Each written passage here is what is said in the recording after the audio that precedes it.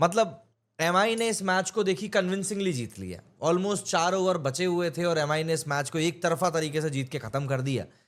और देखिए मैचेस जो होते हैं वो एक तरफा हो ही जाते हैं, और एक तरफा मैचेस होने का सबसे बड़ा कारण ये रहता है कि जब आप शुरुआत में ही अपने 1 2 3 नहीं बल्कि पूरे 5 विकेट, मतलब कि आपकी आधी टीम ही जब पवेलियन लौट जाती है शुरुआत में ही मैच के, तो फिर उसके बाद ज्यादा कुछ ना मैच में बच नहीं जाता है। हेनरिक क्लासिन के इस समय काव्य मारन को जाकर पैर पकड़ने चाहिए कि भैया तुमने हमारी इज्जत बचा ली, वरना इस मैच में तो सनराइजर्स हैदराबाद की इज्जत भी नीलाम हो जानी थी। जो टीम पिछले साल फाइनल खेली थी उस टीम का हाल इस साल इतना बुरा हो चुका है कि ऐसा लग रहा है कि ये लोग जीतने के लिए खेल ही नहीं रहे। This one is for you orange army दिखाने वाले अभिषेक शर्मा भी ऐसा लगता है कि शतक मारकर सोच रहे हैं कि अब मेरा हो गया है। ईशान किशन का भी कुछ वैसा ही हाल है, पहले मैच में सेंचुरी मारी थी, उसके बाद तो अब वो इतने ज्यादा अंडर कॉन्फिडेंट हो चुके हैं कि अब तो क्रीज में खड़े होने की भी जहमत नहीं करते। ना तो अंपायर ने आउट दिया, ना बॉलर ने अपील करी, ना कीपर ने अपील करी, आपके पास रिव्यू बचा हुआ है, लेकिन नहीं, आप पलटे और आपको जाना है अंदर। हद होती है भाई। और इसके बाद में अगर पब्लिक ना कहे कि भैया, अब देखो यहां पर अभी एक कमेंट आया था, ये अगर पब्लिक फिर ऐसे कमेंट ना करे तो फिर क्या मतलब है भाई? पब्लिक तो जो चीज देख रही है, देखिए होता है कई बार जब आप मैदान में खड़े होते हैं तब एक ब्रेन फेड मूवमेंट आता है, लेकिन ऐसे में आपके एक साथी बल्लेबाज आपके पास दूसरे एंड पे खड़ा हुआ जिससे कि जाके आप राय मशवरा कर सकते हैं। आपका दिमाग नहीं चल रहा उस पॉइंट पे, समझ में आता है, लेकिन आप जाके दूसरे बैट्समैन से जाके बात कर सकते हैं कि भैया क्या हुआ है, तुम्हें क्या लगता है, क्या मुझे रिव्यू लेना चाहिए। लेकिन नहीं, आपको तो फेयर प्ले अवार्ड चाहिए, आपको तो स्पिरिट ऑफ द गेम दिखाना है, आपको तो दिखाना है कि भैया जेंटलमैन क्रिकेट को अगर जेंटलमैन गेम कहा जाता है तो वो आपके ही कारण कहा जाता है, आप ही जेंटलमैन हो। बीसीसीआई से कॉन्ट्रैक्ट मिलने की इतनी खुशी थी बंदे को कि बंदे ने सोचा कि भैया अपना तो हो गया है, चलो यहां से बस वापस। और वहीं से एसआरएच का जो पतन था वो पूरी तरीके से शुरू हो गया था। आज का मैच बिल्कुल ऐसा हुआ है, मतलब कोई इंटरेस्ट वाली बात तो कुछ कर नहीं सकता। देखिए मैं आपसे इस मैच के बारे में, हाँ रोहित शर्मा ने बहुत अच्छा परफॉर्म किया है, और एक बहुत इंटरेस्टिंग फैक्ट आपको बताता हूं। दरअसल 2016 के बाद से ये पहली बार हुआ है जब रोहित शर्मा ने लगातार 2 मैचेस में हाफ सेंचुरी मारी। जी हाँ, लगातार 2 मैचेस में। लेकिन मुंबई इंडियंस ने रफ्तार पकड़ ली। अब रफ्तार पकड़ने का कारण जो भी हो, पर उन्होंने जीत का चौका लगा दिया और लगातार 4 मैचेस मुंबई ने जीत लिए हैं। इससे पहले हैदराबाद जब वानखेड़े खेलने के लिए गई थी तब भी वहां पर हारी थी और यहां पर भी हारी है। मुंबई जीत के रास्ते को पकड़ चुकी है, एंड ऑब्वियस सी बात है उनका प्रदर्शन भी कुछ ना कुछ उसी तरीके से आ रहा है। अगर हम लोग इस बात को समझने की कोशिश करें कि भैया हैदराबाद किस तरीके से आज पूरी मटिया पलीत होकर निकली है, तो आप इस तरीके से समझिए कि पहला विकेट गिरा था 2 रन पे, दूसरा विकेट गिरा 9 रन पे, तीसरा विकेट गिरा 13 रन पे, चौथा विकेट भी गिरा 13 रन पे, पांचवा विकेट गिरा 35 रन पे। उसके बाद में क्लासिन और अभिनव मनोहर के बीच में एक 99 रन की पार्टनरशिप हुई, जिस पार्टनरशिप ने हैदराबाद की इज्जत बचाने का काम किया। और मैं यहां पर इज्जत बचाने का शब्द इसीलिए इस्तेमाल कर रहा हूं क्योंकि लिटरली आज जिस तरीके से हैदराबाद के, जिनको हम लोग दानव कहते हैं, राक्षस कहते हैं, इन राक्षसों ने जिस तरीके से एमआई के सामने सरेंडर किया, ऐसा लगता है कि राक्षसों का बॉस तो शायद से एमआई ही है। देखिए सोशल मीडिया पर तो इस समय जिस तरह की बातें चल रही है ना, वो तो मैं यहां पर शायद कर भी नहीं सकता।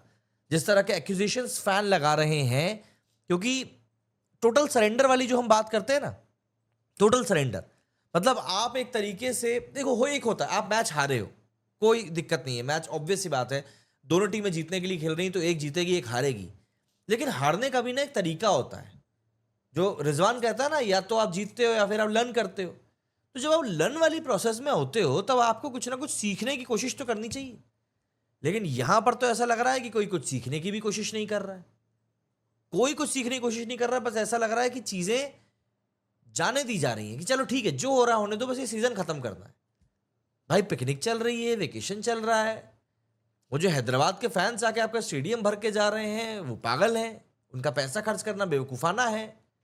क्या है, आप अपनी इस इनिंग को कैसे जस्टिफाई करोगे, कैसे जस्टिफाई करोगे? हेनरिक क्लासिन, जिसके बारे में अभी पिछले कुछ समय से मैं देख रहा था कि काफी सारे कमेंटेटर्स भी बोल रहे थे Klaasen is not contributing enough.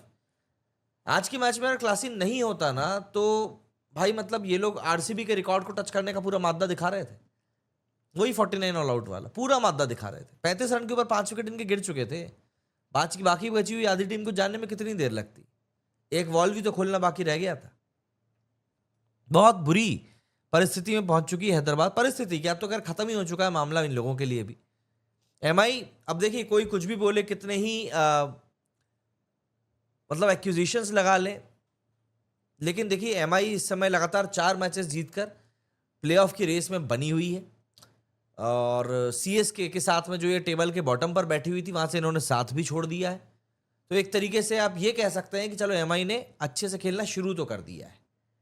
अगर हम लोग एक बार डिटेल एनालिसिस की बात करें इस मैच की, तो भैया हैदराबाद की तरफ से हेनरिक क्लासन ने 44 बॉल्स में 71 बनाए और अभिनव मनोहर ने 37 बॉल्स में 43 बनाए। बहुत ही फाइटिंग पार्टनरशिप थी ये, और इसी पार्टनरशिप के दम पर हैदराबाद की जो इज्जत है वो बच गई। बॉलिंग की बात करें तो आज एक कलेक्टिव एफर्ट देखने के लिए मिला मुंबई के बॉलर्स की तरफ से, जहां पर कि दीपक चहर ने 2 विकेट निकाले, ट्रेंट बोल्ट ने 4 विकेट निकाले और बहुत शानदार बॉलिंग करी थी बाकायदा, है ना, मतलब बहुत टॉप नॉच बॉलिंग करी थी। ईशान किशन का विकेट आप एक तरीके से फ्री का विकेट मान सकते हैं, लेकिन बाकी सबने बहुत अच्छी बॉलिंग करी थी। इसके अलावा जसप्रीत बुमराह ने 4 ओवर में 1 विकेट निकाला। मिचेल सेंटर को कोई विकेट नहीं मिला, लेकिन बंदे ने 4 ओवर में सिर्फ 19 रन दिए। 4.25 कुछ की इकोनॉमी थी बंदे की, 4.75 की इकोनॉमी थी बस।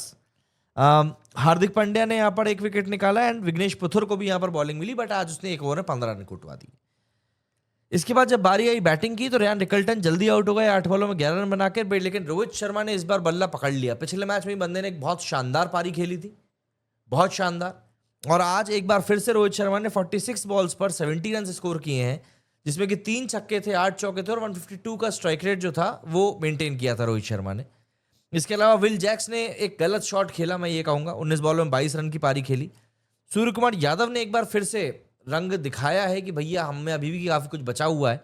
19 बॉलों पर 40 रन बनाए हैं, 5 चौके और 2 छक्के मारे, 210 का स्ट्राइक रेट रहा। ऐसे में 4 ओवर 2 बॉल मतलब 26 बॉल रहते हुए मुंबई ने इस मैच को खत्म किया। रन रेट था 9.32 का। बॉलिंग हैदराबाद की ऐसी रही नहीं कि उसके बारे में बात करी जाए, तो इसलिए बॉलिंग के बारे में हम बात नहीं कर रहे हैं। टेबल की तरफ चलते हैं, स्कोर कार्ड की बात करते हैं कि भैया टेबल किस तरह से अभी खेल रहा है। तो सबसे सरप्राइजिंग बात यह है कि एमआई ने बहुत शानदार जंप लगाते हुए अब तीसरे नंबर को अटेन कर लिया है, मतलब कि टॉप 4 में से तीसरे नंबर पर एमआई अब पहुंच चुकी है। 9 मैचेस में से 5 मैचेस वो जीत चुके हैं, 4 मैच हारे हैं, 0.6 का उनका नेट रन रेट है और 10 उनके पॉइंट्स हैं। पिछले लगातार 4 मैचेस जो एमआई ने जीते हैं, उसी का नतीजा है कि ये लोग अब पॉइंट्स टेबल में नंबर 3 पर हैं। वहीं अगर हम बात करें एसआरएच की, तो उन्होंने अपनी जगह को और ज़्यादा कंसोलिडेट किया है, मतलब कि ये पहले भी 9वें नंबर पर थे और अभी भी 9वें नंबर पर ही हैं। डिपेंड करेगा अब ये अगले मैच में जो चेन्नई का होने वाला है, कि चेन्नई अगले मैच में किस तरीके से खेलती है और किस तरीके से चेन्नई उस मैच में परफॉर्म करती है। अगर चेन्नई जीत जाती है तो वो 10वें नंबर को छोड़ देंगे, वरना चेन्नई भी अपनी जगह को और ज़्यादा कंसोलिडेट करने का पूरा मादा रखती ही है।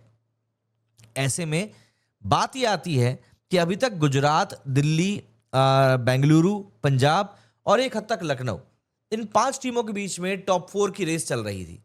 लेकिन अब यहां पर एमआई की एंट्री से समीकरण थोड़े बदल गए हैं। अब टॉप 4 के लिए 6 टीमें हैं जो कि आपस में भिड़ती हुई फिलहाल नजर आ रही हैं। अनटिल अनलेस केकेआर को कोई सा भूत चढ़ जाए और एकदम से अपने आप के हालात बदलने का काम कर दे। राजस्थान रॉयल्स यहां पर टोटली लॉस टीम दिखाई पड़ रही है, उनसे कोई उम्मीदें दिख नहीं रही है कि वो लोग कुछ करेंगे या नहीं करेंगे। लेकिन उसके बावजूद भी जिस तरीके से चीजें चल रही हैं ना, अब लग नहीं रहा कि कुछ होगा। तो 6 टीमें यहां पर कंटेंशन में दिखाई दे रही हैं प्लेऑफ के। गुजरात है, दिल्ली है, मुंबई है, आरसीबी है, पंजाब है और लखनऊ है। इसके अलावा और बाकी कोई टीम मुझे दिख नहीं रहा है कि कोई टीम यहां पर कुछ कर सकती है। और फिलहाल के लिए ये चीज यहां पर तय है कि भैया एमआई की प्लेऑफ के रेस में एक बेहतरीन वाली जो एंट्री है वो हो गई है। इसके अलावा अगर हम लोग मैचेस की बात करें आने वाले समय में, तो जी कल तारीख है 24 अप्रैल और 24 अप्रैल को जो मैच है वो होने वाला है राजस्थान और आरसीबी के बीच में। तो ये जो मैच है ये काफ़ी शानदार होगा, काफ़ी अच्छा होगा। लेकिन मुझे समझ में ये नहीं आ रहा है कि 24 अप्रैल को कैसे डबल हेडर हो गया है। अच्छा सॉरी, ठीक है, डबल हेडर नहीं है वो। राजस्थान का मैच होने वाला है कल आरसीबी से। तो इस मैच में अगर आरसीबी जीतती है तो देखिए आरसीबी अभी पॉइंट्स टेबल पर 4थे नंबर पर बैठी हुई है।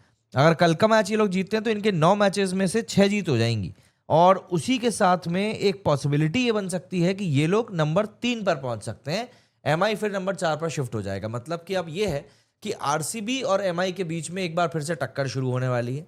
और आने वाले दिनों में देखिए, आईपीएल के बारे में एक बहुत बहुत शानदार बात कही जाती है कि अप्रैल में भले ही आईपीएल को खेला जाता हो, लेकिन जब बात जीतने की आती है तब ये मई में आ जाता है। तो जी अप्रैल में शुरू तो हो गया, लेकिन अब मई में जाकर ये खत्म होगा। तो अब असली मजा जो है आईपीएल के मैचेस का शुरू हो चुका है, असली टसल अब शुरू हो चुका है, असली फाइट अब आपको एक एक पॉइंट के लिए देखने के लिए मिलेगी, और आपको अब समझ में आएगा कि आईपीएल के कंपटीशन को इतना हाई रेट क्यों किया जाता है। कुछ एक कमेंट्स ले लेते हैं किस तरीके से। अब देखो विशाल चौधरी ने यहां पर क्या कहा है। प्रोबेबली यू आर सेइंग जो देश के लिए खेलते हैं वही फिक्सिंग कर रहे हैं, मतलब इंडियन फिक्सिंग करके आईसीसी टूर्नामेंट में जीतती है। हाँ भाई, बुमराह, सूर्या, रोहित, हार्दिक, तिलक, लॉकडाउन किड्स। अरे भैया विशाल जी, ऐसा है कि बुरा जो देखन मैं चला, बुरा ना मिलिया कोई, मन जो देखा अपना, मुझसे बुरा ना कोई। ये बूढ़े बुजुर्ग जो ये बातें कह कर गए हैं वो ऐसे ही नहीं कह कर गए हैं। अगर चीज़ें जिस तरीके से हुई हैं, देखिए ऑब्वियस सी बात है, फिशी तो चीज़ें दिखाई देती हैं, लेकिन डायरेक्टली तो हम नहीं बोलेंगे ना भाई बैठ के कि भाई ऐसा कर ही दिया है ना, क्योंकि आप तो यहाँ पर कमेंट करके निकल लोगे, वीडियो तो हम बैठ के बना रहे हैं। तो इसीलिए आपने अपनी बात बोल दी, आपकी बात हमने सामने रखकर पढ़ दी, इतना हम आपके लिए कर सकते थे और हमने कर दिया। कुछ और कमेंट्स लेते हैं भैया, शुरुआत से चलते हैं, थोड़े कमेंट लें। ये देखो रॉबिन ठाकुर ने लिखा है, क्या दिमाग है, मैच फिक्सिंग की है, वाह ल्यो। अंबानी की टीम जीतना शुरू करी है तो भैया फिक्सिंग की बात तो होनी है, और वही चीज यहां पर चल भी रही है, लोग भी वही चीज बात कर रहे हैं। आप कमेंट्स आप लोग खुद ही पढ़ सकते हैं कि भैया क्या कुछ लोग बोल रहे हैं। ईशान ने यहां पर बोला है, फिक्सिंग बोलना नहीं चाहते लेकिन लग रहा है कि दाल में कुछ तो काला है। ये बिल्कुल ईशान ने मेरी टाइप की बात बोल दी है, बोलना नहीं चाह रहा हूं लेकिन दाल में काला या काली दाल, अब आप कुछ भी अपने हिसाब से बोल लीजिए। एमआई के प्लेयर्स स्क्रिप्ट भूल गए थे लेकिन अंपायर एंड ईशान को याद था। अंपायर एक्चुअली मुझको यहां पर गलत नहीं लग रहा है। देखो अगर आप ध्यान से देखो तो अंपायर तो वहां पर ऐसे हाथ उठाकर वाइड बॉल देने, वो चिड़िया नहीं बन रहा था ऐसे ऐसे करके, वो एक्चुअली में वाइड बॉल देने के लिए जा रहा था, लेकिन जब उसने देखा कि ईशान तो वहां से चलना गया है तो उसने एक हाथ नीचे करके उंगली ऐसी कर दी। अंपायर वहां पर खुद कंफ्यूज था कि भाई जब बैट्समैन खुद ही जा रहा है तो फिर मैं वाइड का क्या करूं, आउट ही दे देता हूं। क्योंकि देखो अगर प्लेयर खुद जा रहा है इसका मतलब ये है कि बैट्समैन ये मान रहा है कि उसके बैट से बॉल लगी है, बैट से बॉल लगी है तो वाइड तो वो ऑटोमेटिकली नहीं हुई, और प्लेयर जब जा रहा है तो भाई अंपायर का तो काम होता है एंगली उठाना, तो अंपायर ने वो काम कर दिया। मैं बस इस बात को आपको समझाना चाह रहा हूं, ये जो मेरा एक पॉइंट ऑफ व्यू है यहां पर मैं उसको आपके सामने बस रख रहा हूं और कुछ नहीं। हाँ ये रॉबिन ने लिखा है, हाँ अब तक नहीं कर पाई। आउट था दीपले, देखो आउट था। अरे भाई स्निकोमीटर में कुछ दिखाई नहीं दे रहा है, कहां से आउट था, कुछ आउट नहीं था। देवड़ा लिखा है, बमाई को रोकना मुश्किल है नमन भाई, ये पक्का फाइनल खेलेगी, देखते हैं भाई क्या होता है। तीसरे नंबर पर तो पहुंच ही गई है, और जिस जगह से पहुंची है 9वें नंबर पर, बहुत समय तक सीएसके का साथ दिया है एमआई ने, तो अब जबकि ये लोग वाकई में ऊपर आ गए हैं, ऊपर की पोजीशन को अटेन कर लिया, तो देखते हैं क्या होता है। सर आज तो मुझे भी थोड़ा सा फिशी लगा, I know fixing is very big word but match this bad. क्या है ना, मैच मतलब कि फिक्सिंग की बात तो मैं नहीं कर रहा हूं, बट जिस तरीके से वन साइडेड ये मैच हुआ है, जिस तरीके से एसआरएच ने टोटल सरेंडर यहां पर किया है, प्लस ईशान किशन वाला जो इंसिडेंट था, वही कारण है कि लोग कमेंट सेक्शन में जाकर इतनी बातें कर रहे हैं और इस तरह की बोल्ड स्टेटमेंट्स जो है पब्लिक दे रही है कि यहां पर कुछ ना कुछ तो फिशी चीज है। अब देखिए क्या होता है ना, एक मैच के साथ ना काफी सारे सेंटिमेंट्स पब्लिक के जुड़ जाते हैं, और उन सेंटिमेंट्स के बाद ही पब्लिक इस तरह की बातें करती है।